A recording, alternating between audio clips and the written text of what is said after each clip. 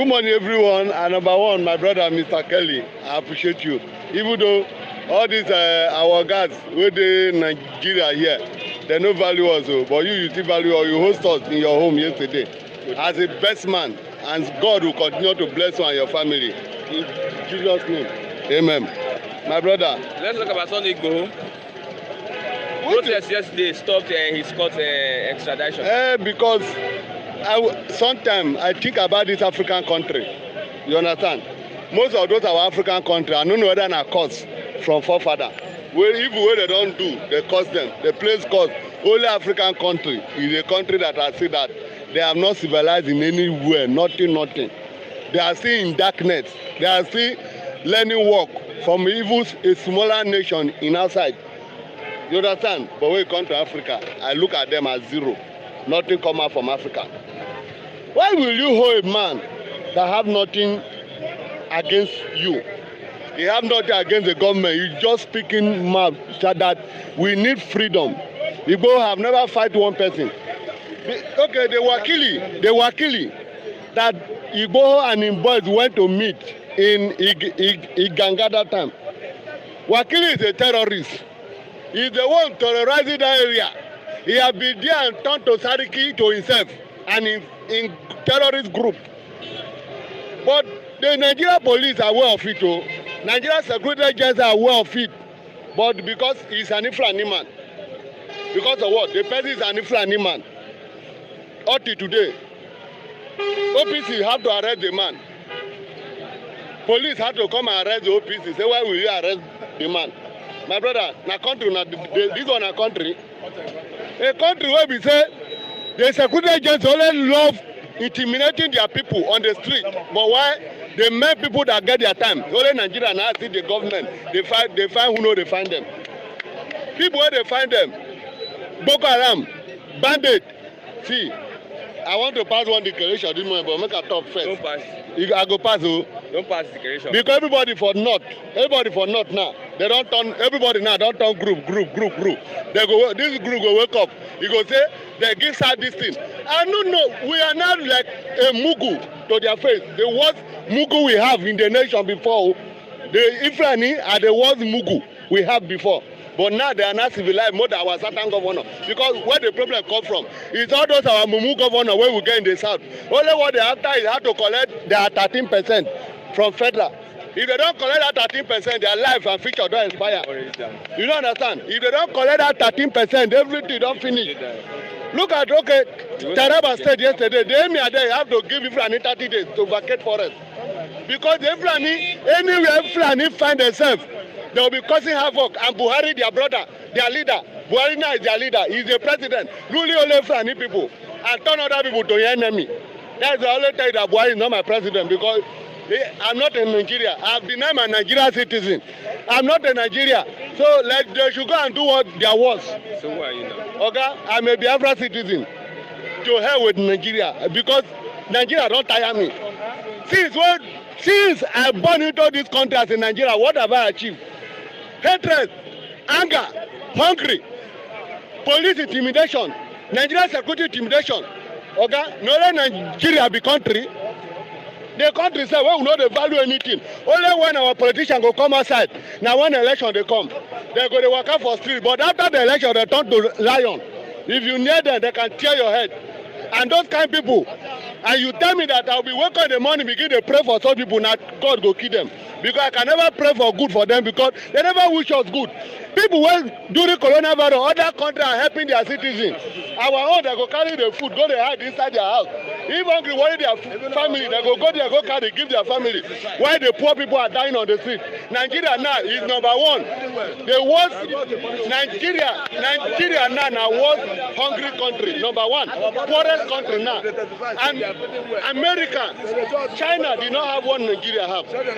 And all those countries, I have one thing for you. All these people borrowing Nigeria money. Buhari don't borrow the future of the children where they never born. Buhari don't borrow the children where they never born. Buhari don't borrow the future of the people where the youth where they now. Don't borrow all their future. Borrow. He borrow money, what do you use and do? The money where they recover for a Ikoyi gate, where the money? The money where they recover all this recover loot, where the money Abacha loot don't go well. The money where they say that they fight corruption. Now Buhari now waiting co all this Tinubu, everybody now then be the war terrorists. Oh, what looters we have in this country. They don't loot our treasure, loot our wealth, loot our food, even the food. Oh, okay. A government will loot money, so they loot food. Then they loot food. Food where people they chop, they see they loot them. And all of them they there. All these Mumu governor, senator, all these Mumu senator, representative. I don't know who they represent, and are ghosts. Now ghosts that they represent. I now discovered all of them are representing bandits. A country ought to today. A bandit bring that fighter jet. Ought to today. Nothing has been done to the bandit. They are still accumulated. The governor, the northern governor, Emir, Satan, all this Sariki, all of them know where those people are. They want bringing them inside, but they are still there.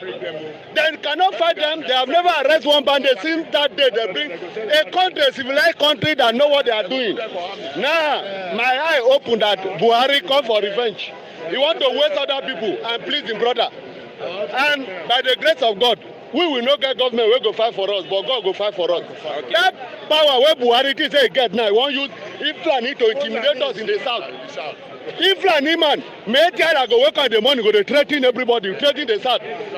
Why? Nothing done. They may tell see they go as a rock. They sit down here, they talk. He go threaten our governor. He go Ali Gumi. That one now another terrorist. That is the leader of the bandits. After Buhari na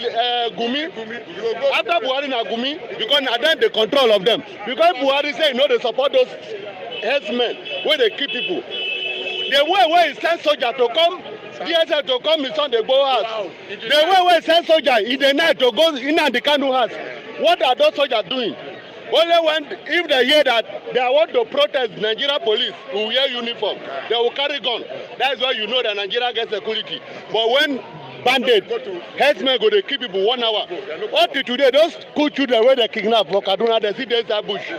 7 children, 7 years, 5 years, 10 years, they see they inside bush. The bandits don't know where they do. Oh, the government don't know where they do. My brother, any final thoughts? Rest in peace, Nigeria, because I don't deny my citizen. I'm not a Nigerian citizen again, no. Anything I like, more I'll do. Nigeria don't tire me because since I was born into this country, I never achieve anything.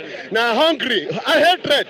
No Nigeria where I see they want to do election, they see they find how to go stand for poly unit, they keep people. They go say come and vote. They go carry their talk. Bandit, Boko Haram can't kill you for poly unit. You know how many people where they don't kill because they go out to vote for this country? My people. Mr. Chigozie, good morning, Mr. Chigozie. Yeah, good morning. How are you doing, Mr. Christian? The environment is hot this morning. Yes, it's very hot. I must use this opportunity to express my profound gratitude to Almighty God, for sparing our life, and also to give a shout out to Mazi Kelly and his amiable wife, Lolo Chigozie, for giving us a treat yesterday, for identifying with us, for just few of us, and we do appreciate you, sir. What I'm wearing now is a courtesy of his benevolence, and I do appreciate. I think I'm looking good, right? You're looking exquisite. Yes, we need to be maintained as humans, and we do appreciate you, and every lover of Flip TV and our fans who has, in one way or the other, have extended such gesture to us. We do appreciate you. We recognize you. We honor you. May the good Lord continue to bless you wherever you may be, for having us in mind and trying to encourage us as much as you have the opportunity. We say thank you, we love you, and we'll continue to pray for you, that God will preserve you wherever you are. Thank you for the gestures, and we do expect more, because we are just starting. The celebration is starting, and Nigeria is gone. In the next 4 minutes, we'll have the discussion. Now, what is happening in IPOB? Simon Ekpa has been sacked as a broadcaster. What is happening? There's a shake-up. There's kind of shake-up in IPOB family. How is this going to affect the agitation? Well, I think that is a family issue, and IPOB is a big family, and you cannot just dismiss any such development because it's much anticipated, especially in a time like this. And mind you, every Biafran or IPOB has a role to play, and everyone's voice or opinion counts. So no matter what may be the perceived rancor, I know that IPOB is too big and bigger than every individual, and nothing can tear us apart. And we believe that there are times to disagree in order to agree. So Simon Ekpa has been doing a very good job. I must commend him. I've listened to him in several occasions, and he's an illustrious son of Biafran soil. So irrespective of the criticism that may come in from every quarters, I do respect him. He's a gentleman and very industrious and responsible personality. And we know that his impact has been felt, and of course we do anticipate more of his expository rendition, of course, which has enlightened even I myself. Listening to him is a great pleasure. So nothing can deter or split or destroy the big family, for we have gone so far and we remain formidable as far as this cause or struggle is concerned. Okay, Yoruba in Kotonu foiled Igboho's extradition. That is from a lawyer yesterday. Yoruba in Kotonu, probably in protest, foiled his extradition in court. Yes, it's much anticipated in the sense that this is now boiling down to tribal war. You cannot watch your own being killed and assaulted and embarrassed and killed while you keep mute, because when they are done with Sunday Igboho, they will come to the next person of Yoruba instruction who may want to his voice, who may want to speak against the heinous and atrocious crime and the calamity that have befallen the Yoruba race in this contraction called Nigeria. So it's a time to speak. It's not a time to keep silence. It's not a time to be intimidated. It's not a time to express some level of cowardice. It's, of course, they say that a coward died several times before their death. So what I'm saying in essence is that if actually they, of course, I've had several northern political elites who claim that the northern people are the most impoverished people under the surface of the earth. They're the most educationally backward set of people. Then if that is your true position, and you have come to in terms and in reality that Nigeria has not favored you. Nigeria, the continuity of Nigeria means the continuity of your backwardness, of your woes.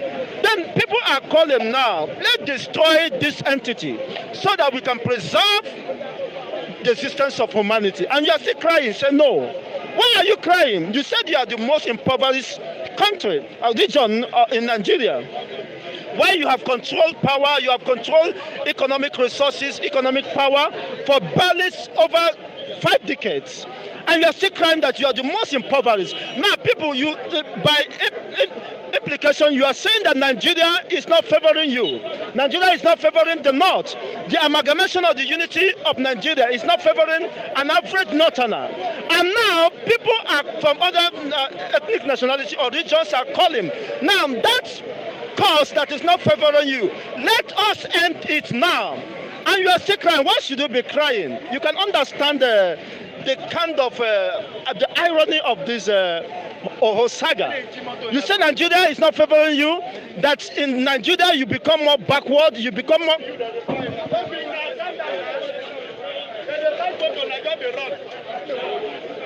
Let's continue. Continue. You can understand what is happening now. And you can see the military officers around and trying to cause on the subject matter, and which is unfortunate. So we have to prepare for the eventuality before whatever happens. Any final thoughts? Whatever final talk is that Nigeria is gone. Look at the level of intimidation by the, of course, supposed security officers who should be protecting the people.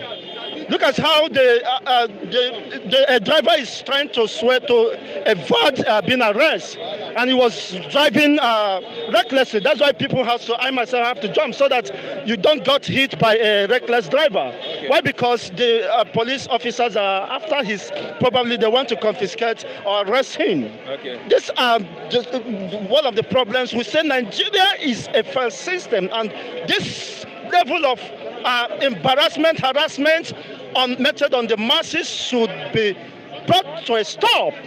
And eventually it cannot end except we end the entity called Nigeria so that we can preserve the existence of humanity. And that is the only way forward for everyone. Thank you very much. And Biafra remains my home. Okay. Young man, I heard you say that we should not blame Buhari, that we should blame... What I'm trying to just talk is about this Nigerian government, you understand me? Because since from the grassroots of this our country, before we collect our independence from our former colonial master, which is British, Nigeria we have many problems, you understand me? Because this country before, when I was born, at least even though that time itself, I no get too much sense. I know wetin dey happen. Our problem in this country start first from the economy. I don't know the kind thing wey dem say dem get. People wey go school wey no get sense. Even person wey no go school sef get sense. Our economy start to dey spoil. I remember that time that when we are going to school, they start to dey spend one naira, 1 kobo. I remember that time. My mother gave birth to me that time when they want to cook a pot of rice. They cook it at the rate of 2 naira. They buy motor 300 naira. And Nigerian currency, now be the one of the most highest currency. How manage they do? We be say now $1 now, $100 now is about 49,000 naira. Nigeria they spoil every day. And you know when they make we now we can't be used now make we they happy. How Nigeria no go come divide? How people no go come and say Nigeria go divide? You now you go come there now say yeah, you be Yoruba man, you won't rule. When you rule your own finish, Nigeria now every day Nigeria they spoil. Obasanjo na first rule. When Obasanjo rule, we in try own sha, but I then start to the first they spoil Nigeria small. He can't live in own so te Yaradua can't enter. The best president so far, now be Yaradua. Because I remember during that time that there is problem in Niger Delta when militants happening. Now only the person we bring out amnesty, start to they pay all these people, make sure that he died the matter. Assuming say that man no die now, Nigeria for no be like this. All these kind of settlements where they come say Igboho, Nnamdi Kanu, Asare talk about this freedom fighter, if I no come out, because when they are doing the right people, and waiting they make me vex here, even this our police, soldier, they no get sense. How much be their salary? You say how much be their salary? If they collect better recruits now, they collect whether 45,000. They don't even try to add 5,000, whether not 50,000. For this government, we're no good. How much they say 1 local of rice? All these kind of things, and now these kind of things now, I ain't gonna make Nigeria divide. Make our government to make them go think calm. You understand me? Make them go think calm. And they no work no day, nothing day. And the second thing now, we they make me the verse pass. Now the way they do for my brother will be go. You understand me? God no go be with them. You understand me? God no go be with them. And as it go day, waiting the man do. I even like the man. If to say some other freedom fighter, those people where they become DSS, where they come here, he go fit kill all of themselves. But I like what he do. He get sense. He no kill anybody. He supposed to kill them. Even though they reach 1 million, if he kill themselves. But he follow the protocol of law. He no kill them. What he make on account they find out for? You understand me? People say where they don't kill people say where they don't kill where we know. I not go call their name. But nothing they do them. Based on say they can't they bring settlement. But waiting they pay me for Buhari. Because Well, I no go blame am, but I dey disappointed because I dey among people wey vote am. I swear. But in try but na the bad people wey dey inside na dey go. But wetin I just dey try dey talk now, why dey try to me I no dey beg on now. You understand me? Una fit come find me o. Anybody wey find me na Ogun na him go kill am. You dey hear me? But wetin I just dey try dey talk now be say this Nigeria government make dem go get sense, make dem try to do something wey go fit help us.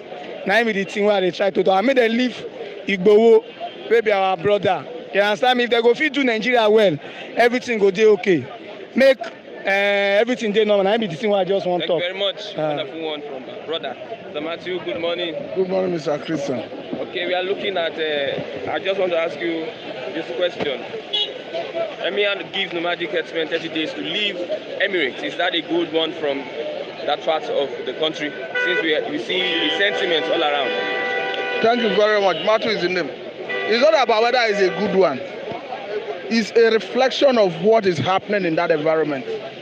And it's a testimony of what the southern part of the country have been saying.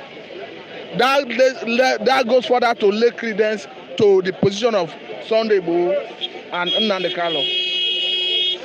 Because what gave rise to the agitation in the southwest here has been led by Sunday Igboho is the excesses of the headers. What brought Sunday Igboho to limelight, to prominence, is when he gave the Sadiki of Iganga quit notice. And this is somebody who there have been series of allegations of kidnapping, for ransom, raping, land grabbing, and all that. And the federal government seems to be unwilling to address it. So if you now see an emir in Taraba State issuing ultimatum to herders to vacate his jurisdiction within a specified time, it tells you that they are already at the receiving end of the excesses of the herders. Because he did say that they kidnap for ransom, they rape their women, which is the same thing that they are doing in the southern part of the country. So it is not by coincidence that the same thing the Benue people are crying for. It's the same thing all the southern states are crying for. No wonder you saw, for the first time in the history of Nigeria democracy, all the southern governors unanimously coming up with a resolution against open grazing. So, and we have a situation where the government, instead of addressing it, they are clamping down on people who are agitating for secession. And the root cause of the secession is the excesses of the herders. And even Mr. President himself have acknowledged that the Fulani herdsmen who come into the country with AK-47 and some other sophisticated weapons come from other neighboring countries. So what are we saying? What we are saying is that the government is not doing enough. And the question you ask about the emir who have given the quit notice, it is a reflection of the activities of the herders, which it is evident in every sector of the society. In 2010, Ghana government summarily chased away Fulani herdsmen from their territory. Global Terrorism Index say that Fulani herdsmen are the fourth most dangerous terrorist organization in the world. So do you need other evidence to decipher that these were dangerous people? And federal government seem not to be ready to address the issue. We have a situation where even herders, the body that, the umbrella body of the Fulani herdsmen, they are even the one that even ask federal government to go after Sunday Igboho, to go after Nnamdi Kanu. So the government look as if they are taking directive from Fulani herdsmen. We have even seen a situation where even the presidential spokesman was speaking as if he is representing Fulani. In a particular incident where they gave the Fulani ultimatum in the southwest, the presidential spokesperson came out openly to address it. We have seen instances where they gave Reverend Kuka, an order to vacate a particular geographical zone in the north. The presidency did not come out to issue such a similar statement. So the presidency is the one polarizing this country. by their body language and by the utterances of their lieutenants, by the utterances of people who represent and speak on behalf of the presidency. And we are seeing instances where the government seems to want to address this issue of herders, host community clashes. And each time they want to address it, it has always been how to pacify the Fulani henchman. They talk about Ruga. They talk about water resources bill. They talk about livestock transmission plans. They talk about grazing route and grazing reserve. And all these are efforts geared towards even using our commonwealth to pacify the Fulani man. Look at a Benue, for instance, that have enacted law against open grazing.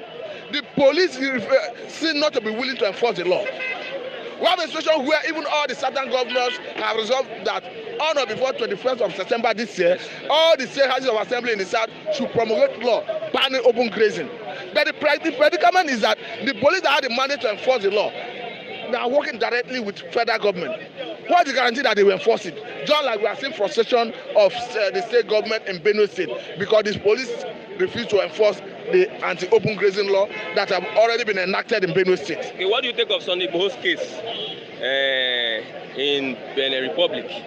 What I can understand from Sunday Igboho's cases, as at the last count, what we understand is that there was even a jet waiting to take him from Benin Republic to Nigeria. It was as a result of people raising alarm that they could not do that. But from what I can understand, Benin Republic have said that they are not going to hand him over to Nigerian government in a haste. They have equally said that they are going to there will be extradition. They are going to be hearing in Benin Republic, because normally what you do is if you want to extradite somebody, there should be hearing in that country. Extradition hearing in that country. You argue your case. In this case, don't forget that Sunday Igboho have written petition against Nigerian government to International Criminal Court of Justice, to UN, and they have acknowledged the receipt of those later. So under this circumstance, what you do is you are looking at extradition treaty between Nigerian government and Togo, Ghana, and Benin Republic of 1984. And that extradition treaty has terms of agreement. And the extradition treaty forbids you handing over somebody on the basis of political refugee. On the basis of if that person do not have assurance that he will have justice in his own country. If that person, there's possibility of that person being persecuted. But I think what is happening is Nigeria is ridiculing itself in the Committee of Nations. Because the way it stands, Nigeria has shown the world that it doesn't have respect for due process, for rule of law. Ordinarily, you have arrested an individual. You are aware of the extradition treaty, and you know the terms of the extradition treaty, and you know the normal process of extradition. What prevents you from going to court in Benin Republic to argue your case? Instead of wanting to smuggle the man out of Benin Republic into Nigeria without due process. So I'm happy that Benin Republic have said that there will be a court hearing in Benin Republic to argue it. More so as there are pictorial evidences, even video evidences all over the internet that have even gone viral of how DSS invaded his house. So what we are saying is, look at the case of Nnamdi Kanu. When he was arrested in Kenya or wherever he was arrested, we were made to understand that he came into that country with British passport. So the honourable thing to do, following due process, was to organize a hearing in Kenya, where he will ventilate his case. The federal government will justify reason behind taking him to Nigeria. However I look at it, you need his consent before you take him to Nigeria for trial. And if he's saying that he do not have the belief that he will have fair hearing in Nigeria, they will listen to his case. Sometime 2-3 years ago, Nigerians, some freedom fighters from Cameroon came to Nigeria to seek asylum. Before I knew it, they were having meeting in Abuja.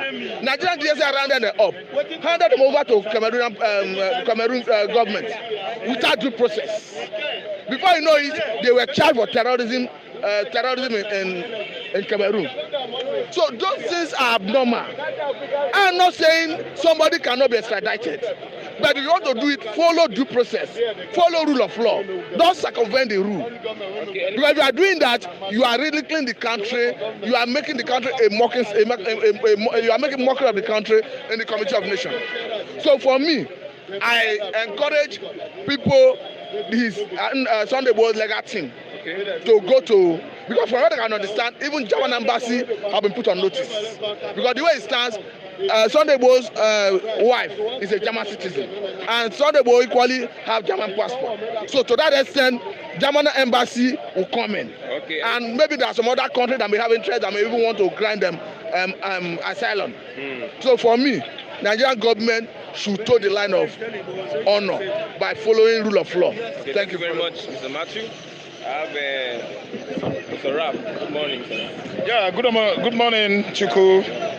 Yeah, I'm fine. I'm good. Yesterday, went to enjoy yourself. Let me tell you, 4 days ago, we buried Lucky's brother. It was, moment of grief.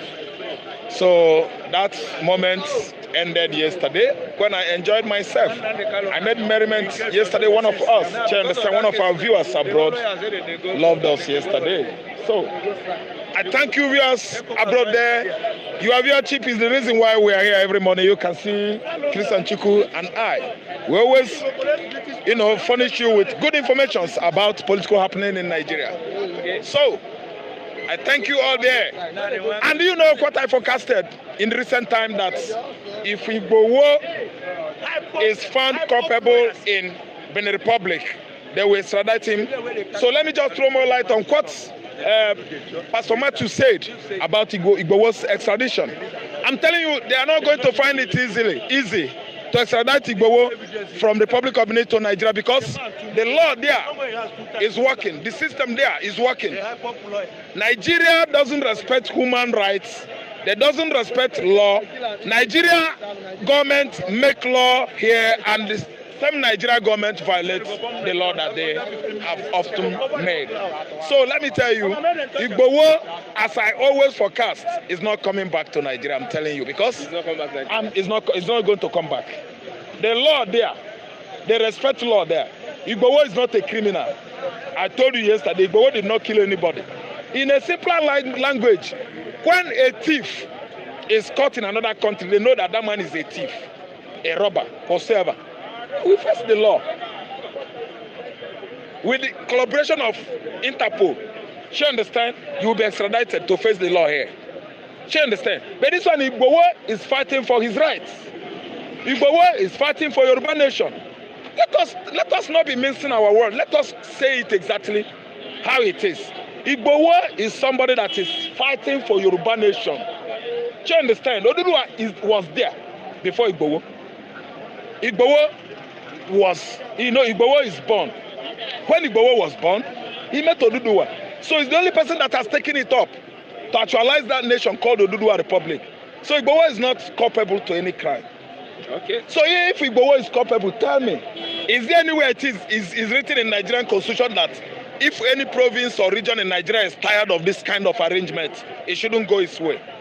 So to me, most Yorubas, they have come out en masse to tell Nigerian government that they are done. That's why you see the protest they had the other day at our Jota. So Igbowo, I don't think the guy is a criminal. It's not worth it. Chaining him down. He was chained down by Brutai himself, Nigerian ambassador to Benin Republic. Brutai was former chief of army staff in Nigeria here that committed a lot of atrocity. They wrote against him, they wrote to ICC.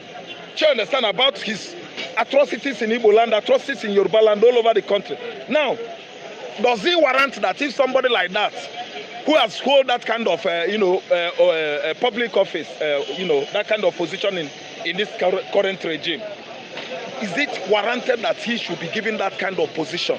Treatment. Treatment. Do you know? No, I'm not talking about Igbowo. I mean Brutai. Brutai is not supposed to be made ambassador. For what? An army officer who killed many people. Do you know the meaning of a diplomat? Oga diplomat, ambassador. His hands are soiled with blood. Let me tell you, Igbowo's situation there was, made worse because of the position of Nigerian ambassador.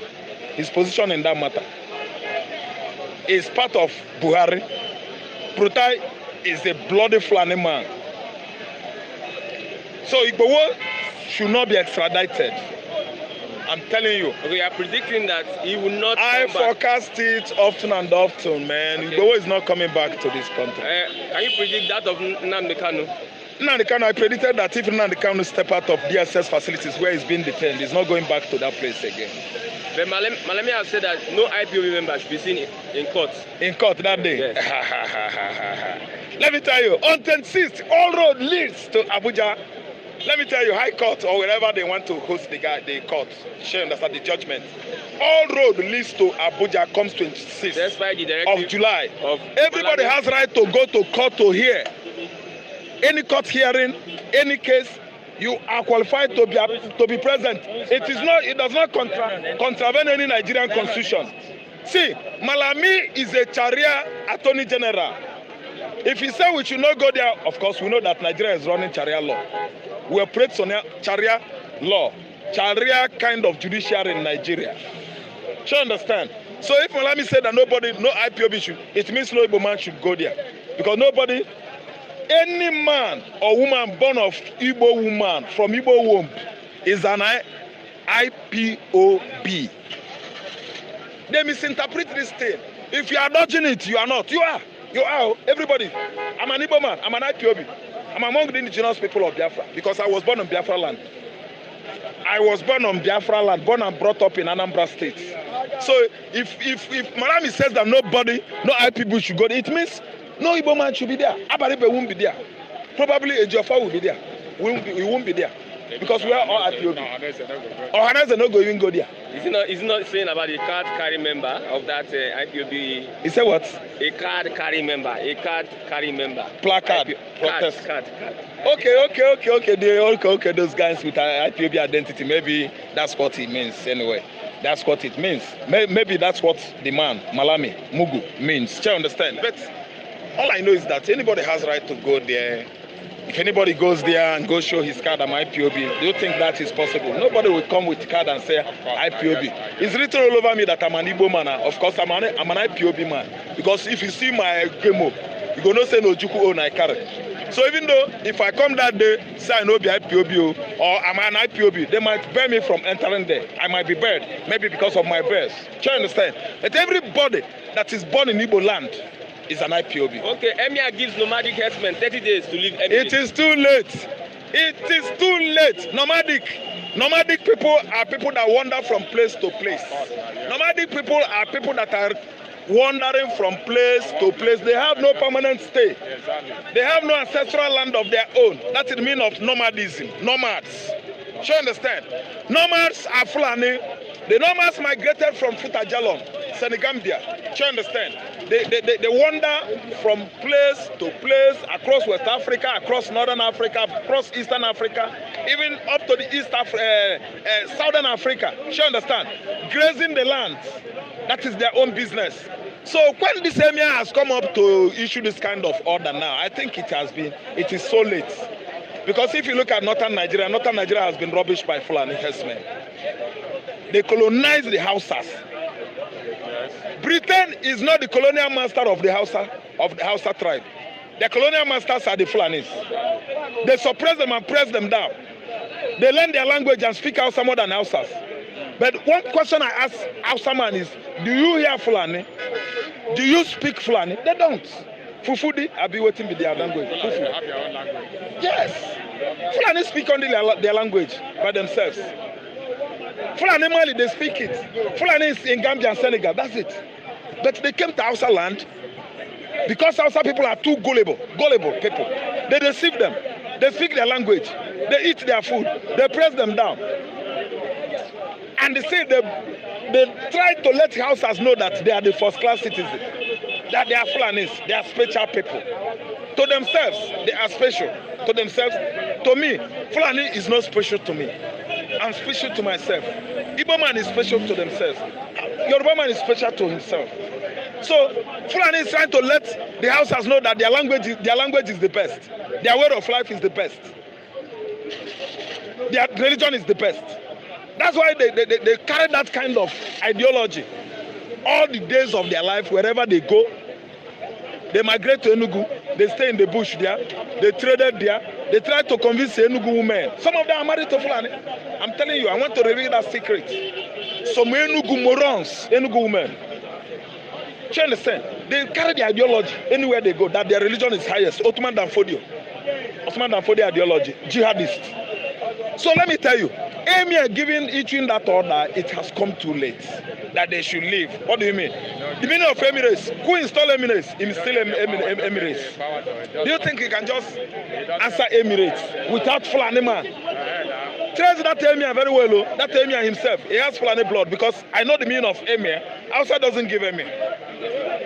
You don't know? Emirates, wherever they conquer, they place their flag there. That's Fulani for you. So I wonder where this kind of Emir. Taraba State is a Christian state. Maybe that one, maybe a Christian Emir. I'm telling you. The Emir of Muri in Taraba State, Alhaji Abbas Tafida. Okay, it's not a Christian. He said nomads should leave the bush. Okay, it has come too late as far as I'm concerned. Because this one is saying now, maybe Buhari will go there and, dethrone the guy. He must run very soon. Because Buhari is the chief patron, grand patron of nomads that carry cattle and rear cattle across West Africa. He's going to dethrone the emirs very, very soon. Say, I forecast again. This kind of order, watch, either 2 or 3 days' time, Meti Allah will reply him. Okay, what's your final thoughts, Mr. Raphael? My final thought is that come 26th July of this month, 26th of this month, all roads lead to Abuja to free Nnamdi Kanu. Are you listening to me? We have been staging protests in London, protests in Kenya, protests in Washington, at Kenya Embassy in Washington. IPOB, we've been staging protests. Igbo man, we are staging protests. Myself, I've been staging my protests on social media. I write, I post. I come here, I talk. You understand? Verbally, I protest. Everybody can see it. It's written all over me. Mazen Nnamdi Kanu, MNK is my leader. So what we are saying is that after bringing him out of DSS facilities where he's been detained, Nnamdi Kanu is not going down back there again. And again, I speak on Igbowo. Igbowo is innocent. Igbowo is agitating for Yoruba nation. Igbowo has hurt no fly. He did not hurt anybody. Igbowo has right to protest injustice on Yoruba man. Nnamdi has right to tell Nigeria that the marriage between the North and the South is gone. It expired 107 years ago. Do you understand? So what happened now is that Nnamdi Kanu should be let off the hook. He's a British citizen. You kidnapped him at Nairobi airport and brought him to Nigeria illegally. I've never seen in the world history where a hostage of kidnappers is discovered where he's being hidden. And they say we allow him there. He's not a criminal. Those who kidnap Nnamdi Kanu are criminals. Malami is a criminal. Buhari is a criminal. Erufai, they are running criminalized governments. This government is full of crimes, social crimes against humanity. Wow. Okay.